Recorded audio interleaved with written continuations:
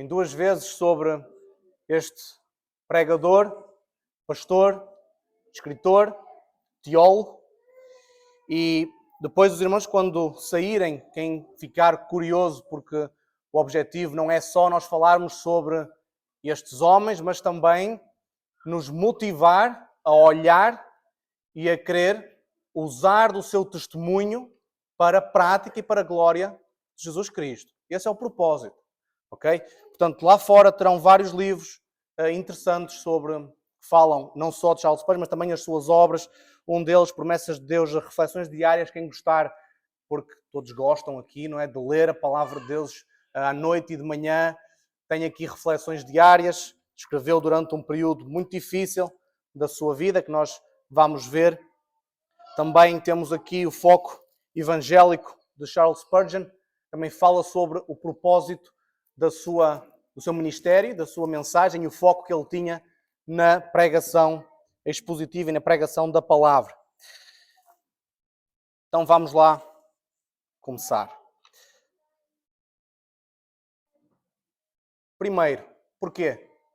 Um bocado falámos da história dos batistas e é de importância muito alta para a nossa vida, e eu posso dizer com toda a certeza que é fundamental nós sabermos a origem, nós sabermos de onde nós viemos, de onde aqueles que nos precederam vieram também em termos de espaço histórico e o que é que nós podemos aprender. Por isso é que o tema da conferência é sobre legado.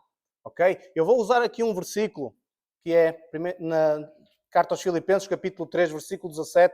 O apóstolo Paulo diz o seguinte: sede também meus imitadores. Notem que, por favor, ali não aparece o nome de Cristo. Okay? Primeira carta aos Coríntios, o apóstolo Paulo diz para serem imitadores de Deus, como filhos amados. O apóstolo Paulo também diz, sede meus imitadores, como eu sou de Cristo. Mas aqui neste ponto ele não diz. Ele diz, sede também meus imitadores, irmãos, e tendo cuidado, segundo o exemplo que tendes em nós, pelos que assim andam. Os filipenses deveriam, segundo este versículo, não é? E sabemos que o nosso exemplo supremo é Cristo. Esse é o exemplo que nós devemos seguir. Mas sabemos que durante a história houve muitos irmãos que seguiram também Cristo e que foram empoderados pelo Espírito Santo para viverem vidas que nós hoje, que são hoje para nós uma grande bênção quando nós olhamos para trás e que contribuíram para a salvação de muitas almas. Então aqui estamos a falar que os filipenses devem olhar para aqueles que assim andam. Que estes que assim andam já tiveram o seu exemplo de quem? De Paulo. E Paulo de Cristo. Portanto, há um propósito quando nós vamos às biografias. Hebreus 11 também nos fala sobre os heróis da fé. E nós olhamos, lemos e temos curiosidade de ir atrás, de ver o que é que eles fizeram. O versículo tão curto fala sobre aquilo que este irmão fez. Vamos ver, pesquisar, porque aumenta. Uma das coisas que o Senhor Deus sempre manteve bem fiel e sempre como uma ordenança muito importante era que o povo nunca esquecesse aquilo que Deus fez. Olhem para trás, olhem para o tempo da escravidão, olhem para o tempo no Egito, olhem para a passagem pelo deserto, olhem para aquilo que eu vos fiz, porque olhar para trás muitas vezes nos ajuda a caminhar no futuro e a sermos melhores no tempo presente. E é isso que nós queremos. Então, o que é que nós vamos abordar durante este tempo? Eu vou tentar, irmãos, eu tinha 45 minutos, se repararam, o pastor Evandro tinha 1 hora, eu tinha 45 minutos, mas vou tentar encurtar um bocadinho, se possível, para não ficarmos muito fora do horário. Então vamos falar sobre os primeiros anos da vida de Charles Spurgeon. Vamos falar também da sua conversão e o seu testemunho. Vamos falar sobre o ministério e a riqueza teológica. E eu coloco ali esta palavra riqueza, porque se eu colocasse a palavra formação, os irmãos iriam ficar a olhar que, de facto, não é bem aplicada neste termo. Mas vamos ver o que é que isso quer dizer. E depois, aquilo que ele é conhecido como o príncipe dos pregadores. Também já ouviram, se calhar, falar do último dos puritanos. E ele olhava para trás e dizia que, na minha opinião, nós estamos muito longe dos puritanos. Um bocado o pastor Evandro falou sobre John Owen e ele usava isso como referência e dizia, nós estamos tão longe. E um homem que vê uma vida muito piedosa e com um trabalho que ainda hoje é reconhecido em todo o mundo. Aliás, há quem diga com bastante certeza que desde a era dos apóstolos, Charles Spurgeon é possivelmente o maior pregador até ao tempo presente. Primeiros anos de vida. Ali, casa onde Charles Spurgeon nasceu. E agora vocês vão achar muito estranho as idades com que eu vou dizer que ele fazia estas coisas. Muito estranho mesmo. Ele dizia o seguinte: prefiro ser descendente de alguém que sofreu com a fé do que carregar o sangue de todos os imperadores nas minhas veias. Isto porque Spurgeon vinha de uma linhagem de homens nórdicos e que poderiam ser vistos como, principalmente na Inglaterra, como pessoas poderosas, pessoas que entravam pelo mar e eram pessoas com bastante renome, alguns deles. Ele dizia: isso não me importa. Não me importa se eu sou descendente, seja de quem for. O que eu quero e aquilo que eu tenho gosto é que a minha descendência foi perseguida pelo Evangelho. E ele era filho de um pai e de um avô, não era filho do avô, não é como neto do seu avô, que ambos eram pastores congregacionais. Não eram batistas. Spurgeon se converteu. Não é? Podemos assim usar este termo um bocadinho assim, de forma assim rápida, mas ele se converteu depois. Aliás, na sua conversão, ele converte-se à teologia batista. Então, vamos continuar. Ele nasceu em 19 de junho de 1834, nesta cidade. Entretanto, ele praticamente logo vai viver com os avós, um tempo complicado na Inglaterra. Ele é o primogênito de 17 filhos. É muito, não é? Mas aqui as pessoas levavam a sério o versículo quando diz que os filhos são herança do Senhor. As mulheres levavam aquele versículo mesmo a sério. E atenção que não era fácil ter filhos nesta altura. Era muito difícil. Muitas mulheres morriam, muitos filhos morriam e o desgosto era muito grave. Portanto, 17 filhos, ainda que metade tenha também morrido bem cedo.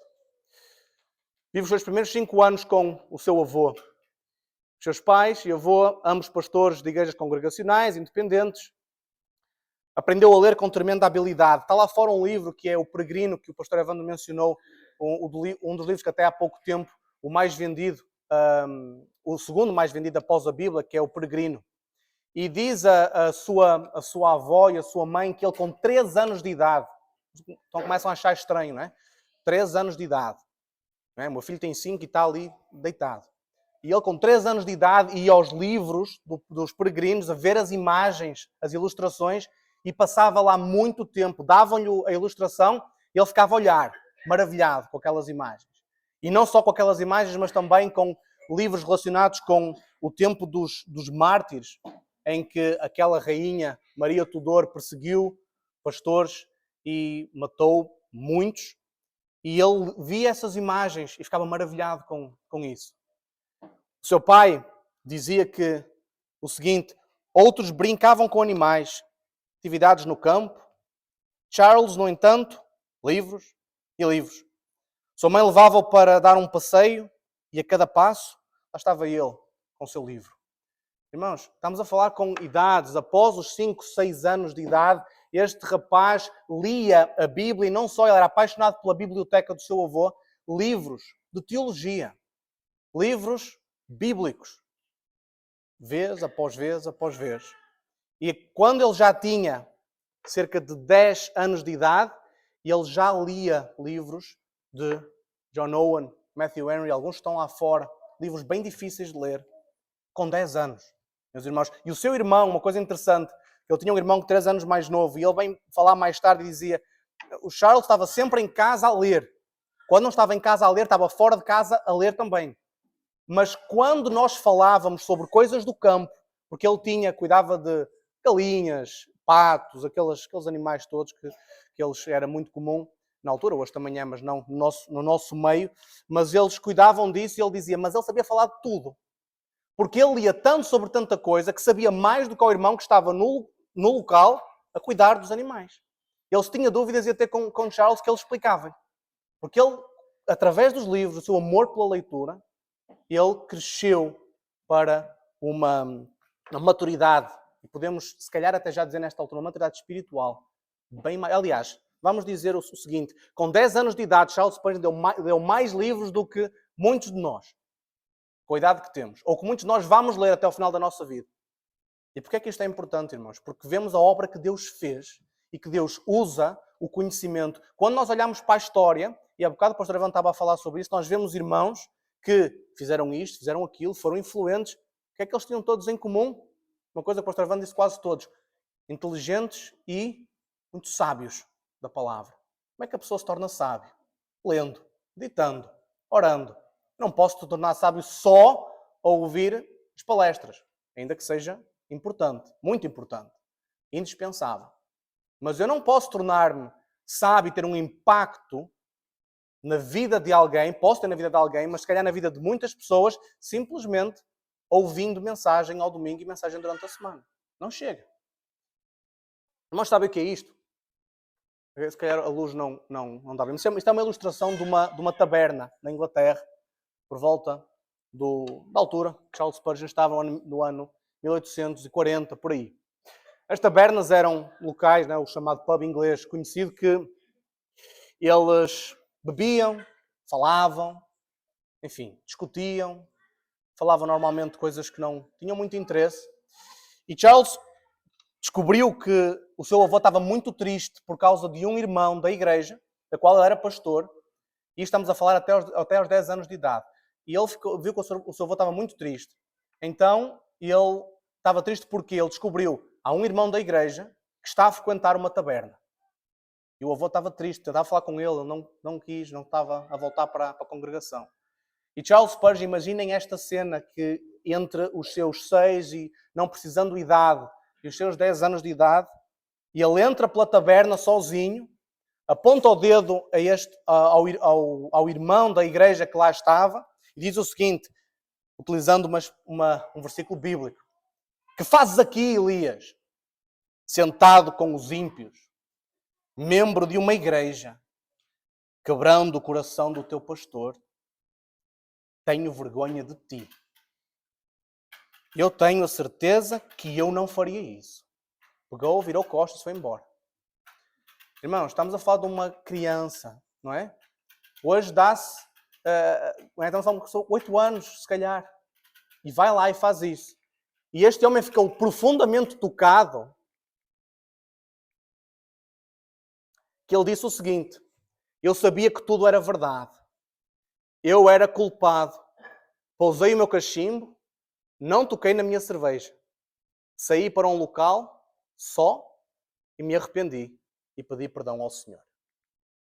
Este senhor chamava-se Thomas Rhodes e o seu arrependimento mostrou-se verdadeiro, porque ele a seguir voltou, a congregação deixou de frequentar estes locais e serviu na igreja.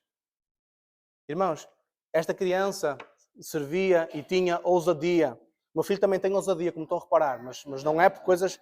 Olá, senta-te ali, faz favor. Está bem? Obrigado. Então, conversão. Agora, Senhor, se meus filhos continuarem em seus pecados, não será por ignorância que eles perecerão, e minha alma será fiel testemunho contra eles no dia do julgamento, se eles não se apegarem a Cristo. Irmãos, isto foi uma oração que a sua mãe fez durante um dos seus cultos domésticos. Irmãos, isto custa ouvir, não é? Reparem uma mãe dizer isto numa oração diante de um filho tão jovem. No dia em que se eles não se arrependerem, não forem teus filhos, a minha alma vai servir de testemunho contra eles no dia do juízo. E Spurgeon disse que, na sua autobiografia, que estas palavras lhe tocaram profundamente. Que ele começou a sentir um peso relacionado com o pecado. Aos 15 anos de idade, acontece o seguinte: ele é muito estudado, ele conhece teologia, ele conhece doutrina, ele é um rapaz que, conforme eu disse, conhece muito de Bíblia, muito de livros, mas ele diz o seguinte: a mais simples de todas as questões, crer em Cristo, crucificado, aceitar a sua salvação já consumada, ser nada e deixando ser tudo, sem nada fazer para além de confiar no que ele fez, simplesmente eu não conseguia entender. Ele cresceu num lar cristão, ele cresceu num lar muito abençoado, com cultos domésticos frequentes, com ensinamento teológico. Ele tinha o seu próprio seminário até aos 15 anos de idade. Ele fazia, lia tudo. Mas ele ainda não estava ainda no momento da sua conversão. Ele sabia a doutrina. E no período dos seus 10 até os seus 15 anos, ele começou a sentir convicção do pecado. Mas ainda não sabia, ainda não queria que, de facto, eu não posso, não é? E há bocado ouvimos, e bem, salvação não é pelas obras. E ele não estava ainda com isto bem vincado na sua mente. Então acontece uma coisa muito interessante, que existe uma tempestade de neve num determinado domingo e Spurgeon fica impedido de ir à sua igreja local, congregar. Então ele, como queria ouvir a palavra de Deus, ele sai e vai para uma capela metodista lá bem perto. E ele até diz na sua autobiografia que os cânticos eram tão altos que faziam doer a cabeça. Spurgeon nunca teve problemas em dizer o que pensava. Ele continha-se muito, mas dizia coisas muito, muito fortes. Ele dizia, eles faziam doer a cabeça, aqueles cânticos. Eu estava lá para ouvir a palavra de Deus. A curiosidade, o pastor daquela igreja também não pôde estar presente por causa do nevão. Então aparece lá um homem que vem praticamente pregar à última da hora e ele prega sobre o seguinte texto: olhai para mim e sereis salvos, vós todos os termos da terra. Spurgeon, já nesta altura, tinha problemas às vezes de sono. Ele, quando acordava à noite com preocupações, ele normalmente ia ler Richard Baxter, que tem um livro, não sei se está lá fora, que é O Chamado à Conversão. É um livro muito interessante. E neste domingo, em que este homem prega, ele começa a repetir estas palavras, a dizer, olhai para mim, olhai para mim. E é interessante que, no meio da pregação, ele diz que estavam cerca de 12 pessoas naquele culto. 12 pessoas, irmãos, tomem nota. Numa tempestade de neve ainda foram 12 ao culto. Às vezes chove muito e poucos aparecem. Portanto, vamos tomar exemplo das coisas pequenas que às vezes aparecem lá no testemunho. Ele apontou para ele e disse, jovem, tu pareces miserável. E ele critica, porque ele diz, eu não estava habituado a ninguém na congregação em que ele era membro a apontarem, não é? No meio de uma pregação e dizer, tu pareces miserável, não era comum. Mas Deus usou aquele homem para lhe pregar naquele momento. E ele disse, tu pareces miserável. E vais ser miserável em vida e miserável na morte, se não olhares para Cristo. Não olhes para as obras, olha para Cristo, olha para Cristo. Ele repetiu várias vezes, no momento em que ele percebeu. E às vezes as coisas são assim, não vale a pena explicar muito mais. O Espírito Santo tocou no seu coração. E ele foi convencido do pecado, da justiça e do juízo e olhou para Cristo. E os hinos que nós temos cantado têm a ver com aquilo que nós vamos falar a seguir. Ele olhou para Cristo e creu e foi salvo. Entretanto, ele sai de lá, daquela capela. Entretanto, começa imediatamente a distribuir folhetos. Conversão produz frutos, irmãos, 15 anos. Começa logo a distribuir literatura.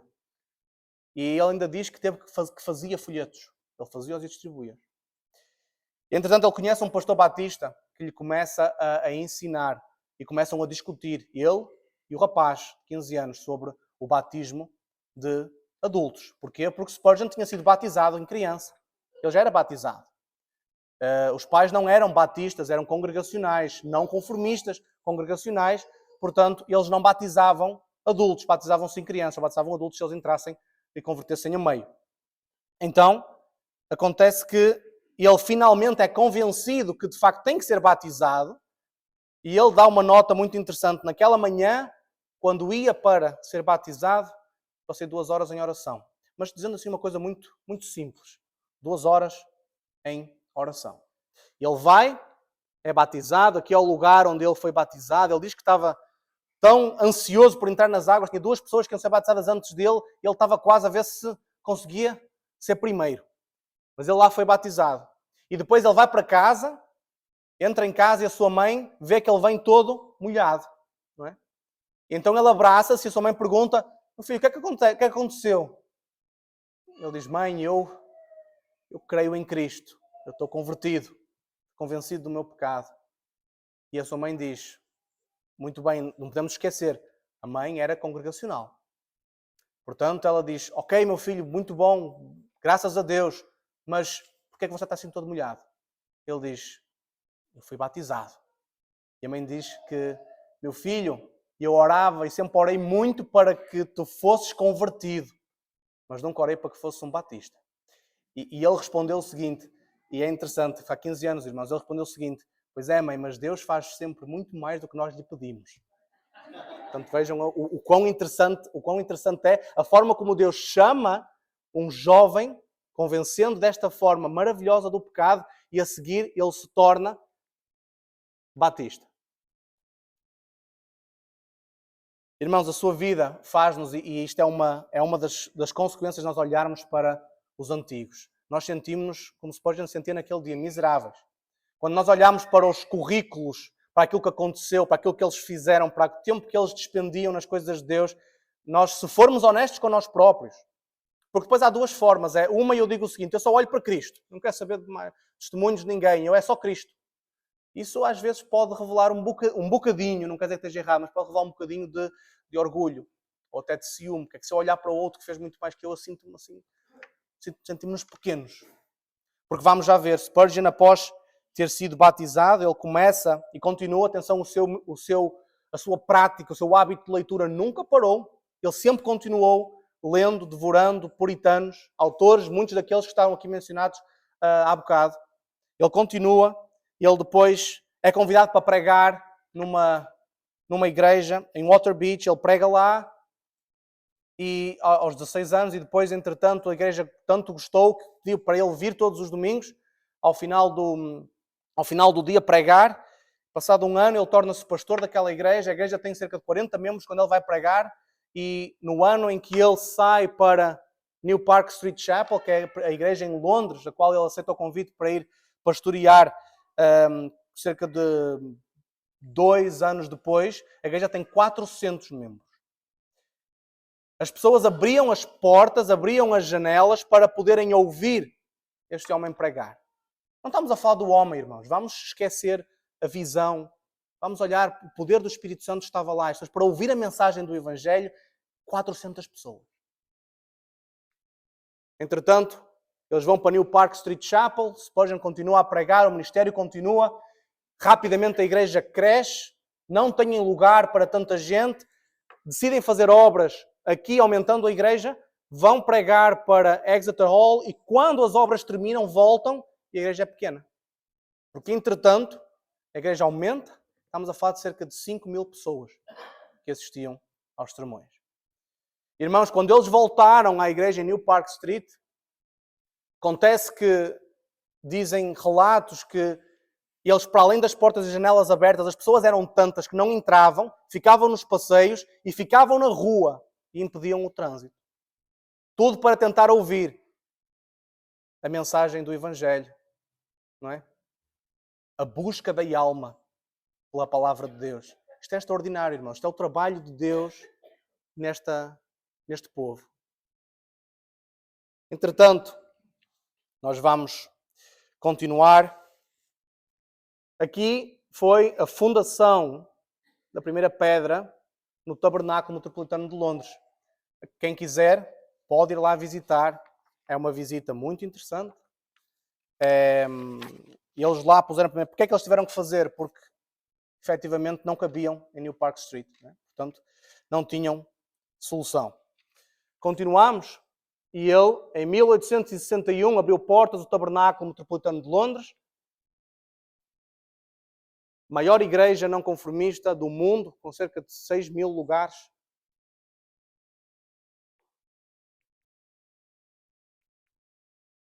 Aqui são algumas curiosidades. Não havia púlpito.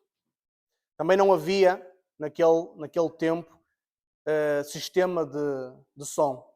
Portanto, Spurgeon tinha que praticamente gritar para falar para tanta gente. Não tinha púlpito, pregava do patamar, que vamos ver uma fotografia. Não tinha cor, não tinha órgão sequer. Não tinham canto congregacional, mas não tinham órgão. Era toda a capela. Não havia coleta. E aqui uma coisa curiosa, os membros da igreja tinham subscrição mensal para ir aos cultos. Já viram o que é isto? Hoje em dia, a maior parte dos irmãos, se pagasse essa subscrição, tinha que ceder ao outro, porque cá não aparecem todos os dias. Eles tinham que pagar para reservar o lugar deles para estar ao domingo no culto. Eles pagavam e era um sistema de bilhete, literalmente. Eles chegavam lá, apresentavam um bilhete, entravam e iam assistir ao culto. E os restantes participantes que não tinham, ou visitantes que não tinham bilhete, eram autorizados a entrar 5 minutos antes. Mas os membros pagavam esta subscrição mensal e ajudava também em todas as despesas associadas aqui ao ministério. Então, uma frase célebre de Spurgeon: meu filho, se o Senhor te chama hoje para o ministério pastoral, não te contentes em ser rei do teu país. Obrigado. O que é que isto quer dizer? O ministério pastoral era visto com tão grande responsabilidade, com tão grande privilégio, com tão grande reverência e valor, que ele dizia, não é, que se o Senhor te chama para o ministério, não queiras ser rei, não queiras ser imperador do teu país, não te contentes com isso, vai em frente para o ministério. O trabalho que o Senhor tem era visto com tal respeito, com tal zelo, com tal preocupação, que de facto motivou um trabalho extraordinário lá em Londres. Em 1864, ele iniciou um trabalho, Pastors College, para formar e ajudar pregadores. Isto porque o trabalho era tanto, e Spurgeon pregava tanto, e tanta gente se convertia, que ele, uma das vezes, lá em 54, quando vai fora passeia pela cidade de Londres, ele vê alguns dos seus membros a pregarem nas ruas, pregarem nos cantos, pregarem o Evangelho. E ele ouve algumas destas pregações e percebe que falta ensino teológico. Então ele chama estes e começa a formar. Não que ele vai forçar alguém a ser pregador. Não que ele vai dizer que, olha, tu tens que pregar desta forma, assim, assim. Não, ele vai ajudar, dar ferramentas, dar formação àqueles que o Senhor já colocou esse desejo bendito nos seus corações. Eles fazem isto. E em 1866 já existem 16 igrejas em Londres e arredores que são fundadas por alunos deste Pastors College. Em 1867, vários alunos abriram igrejas um pouco por toda a Inglaterra, Escócia e também na Europa. Irmãos, tal era a influência deste homem. Eu aqui coloquei alguns números interessantes. E agora os irmãos vão ficar um bocado... Já estamos quase na hora, mas alguns números interessantes. Assim não parecem nada. Vamos começar a descobrir o que é que eles querem dizer. Interessante. Lá fora estão cerca... Eu não sei quantos livros estão, mas o nosso irmão Newman pode dizer talvez uns 50 livros naquelas 2 mesas. 150 livros, pronto. Já são muitos. Os irmãos viram, os livros estão lá.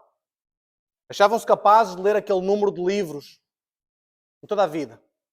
Olha o número de livros que Spurgeon tinha na sua biblioteca. 5.103 livros. Infelizmente esta biblioteca foi vendida para os Estados Unidos e depois foi revendida e agora está em Kansas City. Portanto, quem quiser vai lá à igreja, ao seminário e pode ver 5.103 livros. Irmãos, não são aquelas bibliotecas como aquelas que estão ali. Que às vezes a pessoa compra os livros, pousa e não os lê. E depois quando alguém vai lá e diz, olha, este livro é bom. Eu não sei, nunca li. Está ali há muitos anos, já. 5.103 livros. Provavelmente Spurgeon teria lido os livros mais do que uma vez. Não é? Isto faz a biblioteca do pastor Evandro parecer uma coisa pequenininha. Quem já viu acha que é uma coisa grande. Não, 5.103 livros, isto é que é uma biblioteca. Mais, 0 formação teológica formal. Por isso é que coloquei o termo riqueza teológica, porque Spurgeon não tinha formação teológica. Isto não é exemplo, não é? No caso de... Aliás, era exemplo se toda a gente tivesse o desejo e o amor que ele tem pela palavra de Deus. Isso sim, não precisa de formação. Quase. Lê, devora, lê, medita, lê mais, entende, pratica, ora. Faz tudo isso? Não precisa. Claro que hoje em dia nós, para tirarmos tempo, é bom ter e fundamental ter uma boa formação teológica. Mas Spurgeon não o teve, mas viveu e fez o seu seminário. Irmãos, 5.103 livros dá para muitos cursos teológicos. Muitos. Spurgeon pregou, e quando eu fui consagrado ao ministério, 27 anos, Spurgeon tinha bem menos. A gente pensa que a gente olha para a história e sentimos-nos cada vez mais pequeninos. Spurgeon tinha pregado cerca de 600 vezes antes de ter 20 anos de idade. 600 vezes Spurgeon subiu ao púlpito e pregou o Evangelho. E não era para 5 ou 6, era para muita gente. 600 pregações, irmãos. Quem fala que Spurgeon vai rapidamente ser pastor sem qualquer ideia, não. O Espírito Santo está a fazer o trabalho por trás. O Senhor sabe o que faz. Irmãos, aquele número está ali muito grande. 20 milhões. Isto até assusta, não é? Número de pessoas aproximadamente que Spurgeon pregou face a face. Irmãos, 20 milhões de pessoas é muita gente.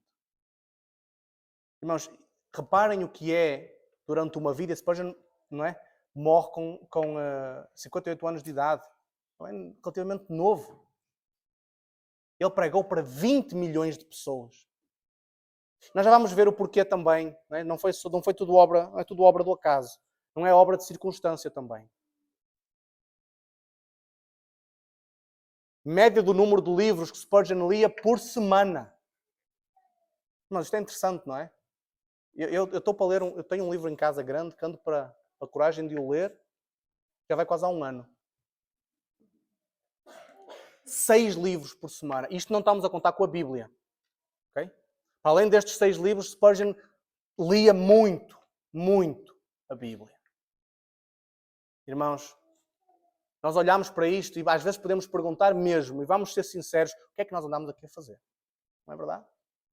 Olhamos e vemos vidas que o Senhor pode usar para a glória do seu nome, e o que é que nós estamos a fazer?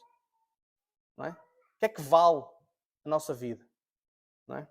Isso é que Spurgeon dizia que melhor era eu não ter nascido do que pregar descuidadamente. O valor que ele dava ao momento em que ele subia para cima de um púlpito para pregar, para falar da palavra de Deus. Aliás, há testemunhos em que ele, algumas vezes antes de ir pregar, os diáconos tinham que o vir buscar à sala de trás, que ele estava prostrado de joelhos de tanta ansiedade de ir pregar. E depois, quando eles levantavam e ele ia para o púlpito, lá pregava e multidões eram convertidas. Durante os seus tempos em que rapidamente a igreja cresceu muito, Spurgeon pregava entre 14 a 16 vezes por semana, era 3 serviços ao domingo, 3 à segunda-feira, uma média de 2 nas semanas seguintes todas, nos restantes dias da semana.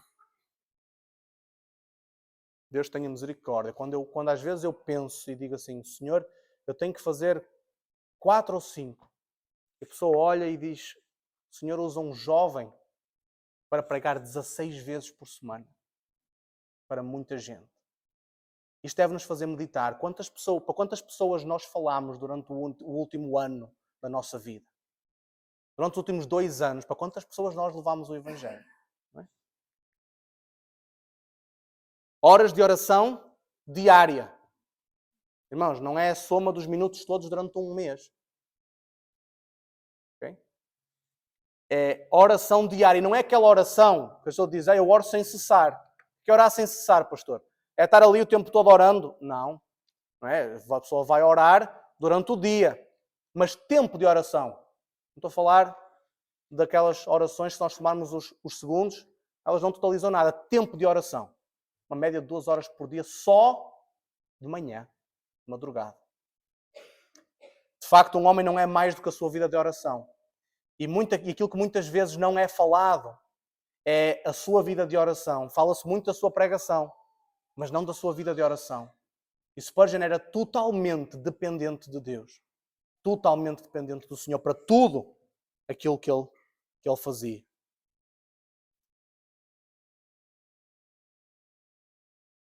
Isto aqui é um número interessante, irmãos. Spurgeon deu o seu maior sermão para 23.634 pessoas. Não sei qual foi o irmão que contou, mas teve um bom trabalho para contar. 23.634 pessoas. Tamanha era a pressão e a responsabilidade e o esforço que ele tinha que fazer. Imaginem o que é pregar sem microfone para 23 mil pessoas, irmão. Eu não consigo imaginar. E este foi o número de horas que ele dormiu seguidas depois de fazer este sermão. Ele ficou de tal maneira exausto, de tal maneira cansado, dormiu 20 horas seguidas. Claro que aqui o objetivo não é o número de horas que ele dormiu, não é? Nós não precisamos fazer esse esforço, não temos 23 mil pessoas para pregar, mas simplesmente para ver a dedicação que ele dava ao ministério e à sua vida. 15 mil eram cópias vendidas de cada um dos seus sermões antes de ele ter 22 anos de idade. Irmãos, quando ele tinha 22 anos, as cópias eram impressas dos seus sermões, que eram escritos. E estamos a falar de 15 mil. E Spurgeon nunca recebeu, agora nunca recebeu salário da igreja lá no Tabernáculo Metropolitano, ganhava dinheiro com o seu sustento com a venda das cópias dos sermões. Não deve ser usado isso como algo para menosprezar o seu trabalho, porque Spurgeon investia deste ministério que ele ganhava bastante dinheiro, ele investia nas coisas de Deus. Investia na construção do tabernáculo, investiu na construção do orfanato, investiu em várias fases do seu ministério. Porque ele, o que usava e o que ganhava do Senhor, conseguia investir no seu trabalho. Eu de muito boa vontade gastarei e me deixarei gastar pelas vossas almas, ainda que amando-vos cada vez mais, seja menos amado. Não foi Spurgeon que disse isto, meus irmãos? Isso na Carta aos Coríntios, capítulo 12, versículo 15, apóstolo Paulo. Reparem na profundidade desta palavra. Eu me deixarei gastar pelas vossas almas. Spurgeon é um exemplo disso. Ele morreu àquela idade, tão novo. Ele era um homem que ele não tinha tempo para nada, podemos dizer. Ele gastava todo o tempo que o Senhor lhe dava, e mais algum, para o trabalho, pelo amor das almas. Ele gastou a sua vida. Ele investiu a sua vida. Ele deu a sua saúde para a conquista de almas, para o Evangelho. Ele vivia. E o apóstolo Paulo aqui diz algo interessante: eu gasto-me pelas vossas almas e vou-me continuar a gastar. Mesmo que às vezes aquilo que eu receba da vossa parte não é o amor e o respeito que devia receber, às vezes até menos amado, eu vou continuar a investir. Vou continuar a perder horas de sono, vou continuar no caso, a ser perseguido, a sacrificar a vida e a saúde em prol das vossas almas.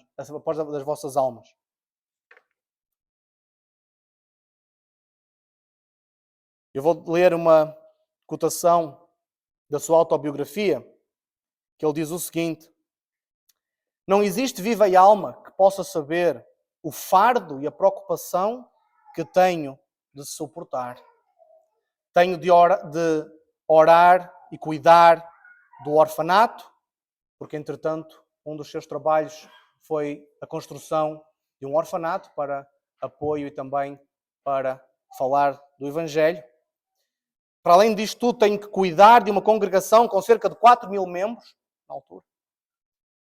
Às vezes há casamentos, funerais, que têm que ser realizados.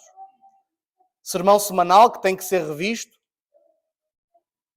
A revista Sword and Trowel, que é uma revista muito interessante, continua ainda hoje a ser editada e publicada pelo Tabernáculo Metropolitano de Londres. Esta revista tem que ser editada. E para além disto tudo, uma média de 500 cartas a serem respondidas por semana. Spurgeon recebia muitas cartas. Não havia mensagem. Eu imagino, ele teria que ter 3 telefones para suportar as mensagens do WhatsApp se fosse hoje em dia. Mas em cartas eram 500 por semana que ele recebia. De irmãos com dúvidas, com medos, com questões, com louvores, enfim. E ele tinha que lhes responder. Contudo, isto é apenas metade do meu dever. Existem inúmeras igrejas estabelecidas por amigos com quem me preocupo persistentemente e lido com os seus problemas. Spurgeon não se preocupava. Ele tinha vários problemas de saúde. Aliás, isso acaba por ser influência, não é, na sua vida. Ele sofria problemas de coluna, ele sofria problemas de gota, problemas nas articulações. Mas ele não se preocupava com a sua saúde, ele preocupava-se com a saúde das almas daqueles a quem ele pregava. Se alguém chegasse lá e dissesse, não é? Olha para ti, olha para a tua saúde, estás doente. Spurgeon preocupava-se com as almas. Ele estava em segundo, em terceiro, em quarto ou podemos dizer no 4001º lugar. Porque primeiro estavam os membros todos, depois ainda estavam aqueles que iam ouvir o Evangelho, e depois é que estava ele. Depois, entretanto, Spurgeon luta com uma depressão também. Teve várias lutas, acabaram por ter de sair da União Batista. Isto corresponde também a um período da história em que é publicado o livro de Charles Darwin, que fala sobre a origem das espécies. É uma altura em que começam muito atacado com a descredibilização da palavra de Deus, que afinal, criação não é o que está na Bíblia, e então começa muitos problemas, muitas lutas, começa também um bocado do liberalismo e acabam por ter que sair da União Batista, tornar-se igreja independente. Anos mais tarde acabam por voltar a entrar e depois voltam a sair definitivamente. Até a data de hoje não pertencem a essa união. E Spurgeon viveu nos últimos anos com este peso e esta preocupação. E reparem o que é que ele diz.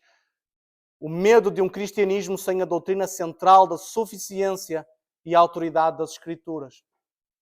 Evangelho sem a ofensa da cruz. Cristãos vivendo sem o poder do Espírito Santo. Céu sem inferno e conversão sem arrependimento. Era isto que começava a entrar nas comunhões, nas comunhões batistas, era isto que começava a entrar no secularismo, numa série de igrejas mesmo evangélicas. E ele dizia, se nós não pararmos, e alguns dos seus discursos no final da sua vida, ele orava pedindo, Senhor, envia, por favor, homens ungidos do Espírito Santo que possam pregar a doutrina verdadeira. E ele depois insultava também os outros que vinham, aqueles, ele chamou-lhe chamado de cães, que falam e que ladram sem saber o que dizem, que tu os mantenhas longe da verdade da Escritura. Mas de facto esta era uma preocupação em que a doutrina central da suficiência da Escritura e a sua autoridade começava a ser quebrada, destruída. E o cristianismo, irmãos, não funciona sem isto. Não funciona. Não é. A Bíblia é a única regra de fé e prática, a autoridade suprema. Nós temos dúvidas, vamos à Bíblia. Não precisamos de revelação posterior, não precisamos que um grupo de presbíteros delibere sobre uma questão. A Bíblia é suficiente. Depois, Evangelho sem ofensa da cruz. Algo que Spurgeon sempre pregou e ele nunca, em momento algum, negou o facto de ser calvinista, e nós já vamos ver aqui, já passei o meu tempo, mas o pastor Evandro também fez a mesma coisa, portanto, irmãos, não tem problema. Cristãos vivendo sem o poder do Espírito Santo, ou seja, cristãos vivendo, fazendo as suas coisas, levando os seus ministérios, sem qualquer oração, sem qualquer respeito, zelo pela palavra, simplesmente fazendo porque tem que fazer, ou porque tem que ganhar um salário, ou porque, enfim, uma série de coisas. Não faz com a unção, com o trabalho, com a dedicação, com o cuidado, para que dependa exclusivamente do poder do Espírito Santo e não apenas da sua eloquência, da sua sabedoria. Céu sem inferno. Há bocado, o pastor Evandro falou sobre conhecidíssimo momento de Jonathan Edwards, não é? Que fala sobre o inferno. Spurgeon também era movido por uma doutrina do inferno. Isto é importantíssimo, irmãos. Não é? O céu não pode ser falado. Jesus mencionou mais vezes o inferno do que o céu. Porquê? Não é? Conversão sem arrependimento. A pessoa é convertida, mas não passa por arrependimento. Ou seja, não é uma conversão. Mas isto começava, na altura, a permear as igrejas. E ele lutava contra isto. Mas também já estamos no fim, irmãos. Agora, algumas características de doutrina e legado. Doutrina bíblica sólida, não negociável, é fundamental. Coloco fundamental porquê? Porque isso faz parte da fundação. Não há outra forma. Sem doutrina bíblica, não pode haver um evangelho saudável, não pode haver um evangelho verdadeiro, que ensina a conversão, que ensina o arrependimento, que prega o inferno, que fala que as almas que não conhecem Jesus Cristo como único Senhor e Salvador, o seu lugar é o inferno. Não importa se não há meios convertidos, não há 70% convertido, ou a pessoa é convertida ou não é. Isso vem de uma boa doutrina bíblica, não é negociável. Perguntaram várias vezes, e Spurgeon lutou também contra grupos na altura que se começavam já vinham, mas que ali na Inglaterra estavam já bastante evidenciados, hipercalvinistas, que diziam que nós não temos que pregar e criticavam a forma de Spurgeon pregar. Vamos ver isto mais à frente. Mas ele nunca negociou. Aliás, ele sempre disse, eu não tenho, se me perguntarem se eu sou calvinista, eu digo que sim. Eu nunca vou me envergonhar de dizer que sou batista. O meu credo, contudo, é Cristo. O que é que isto quer dizer? O credo dele era Cristo. Mas que, tal como ele dizia, o calvinismo é o Evangelho. A justificação pela graça. Tudo isso faz parte do Evangelho. Não pode ser retirado. Ele dizia, inclusive, que o calvinismo era uma alcunha dada. Porque ele, de facto, é o Evangelho, em termos fundamentais. Uma vez perguntaram-lhe, ele disse, tenho a minha opinião privada, não é possível pregar Cristo crucificado sem o que hoje em dia se lhe chamam de calvinismo. Ele estava a ser, precisamente, criticado muitas vezes por causa disso. Ele disse, calvinismo é uma alcunha, que é o Evangelho, é a palavra de Deus. Teologia reformada, conforme já vimos, calvinismo, Spurgeon foi beber a muitos puritanos. Pregação expositiva, não baseada na Escritura, mas saturada na Escritura. Uma coisa que nós víamos, e se calhar alguns daqui já tiveram a oportunidade de ler, alguns sermões de Spurgeon, muitos estão gratuitos na internet, é só pegar e ir ver. É melhor que uma notícia, muito melhor que uma notícia. Seja qual notícia for, muito melhor. E tem lá vários sermões, e quando nós olhamos, nós não vemos um sermão baseado na Escritura. Vemos um sermão saturado.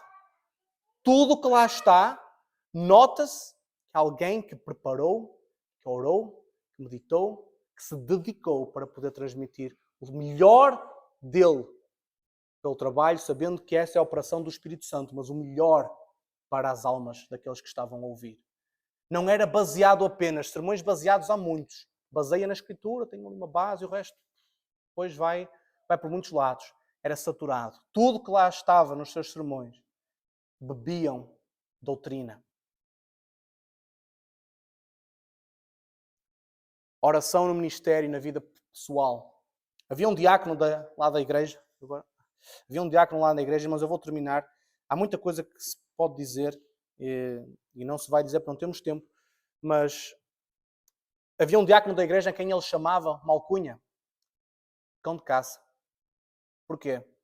Porque a função desse homem e de outros, juntamente com ele, era olharem para a congregação enquanto Spurgeon estava a pregar e aqueles semblantes que se tornavam como ele estava uns anos atrás, no momento da sua conversão, miseráveis, os semblantes tristes, que as pessoas notavam que estavam a se ficar inclinados para a convicção do pecado. Eles estavam lá, olhavam, e assim que terminava o culto, eles iam lá falar com os irmãos e perguntavam, os irmãos não, os visitantes, ou aqueles que estavam para se converter, para os chamarem, não é? Para tentar que depois continuassem, eu quero ouvir mais do Evangelho.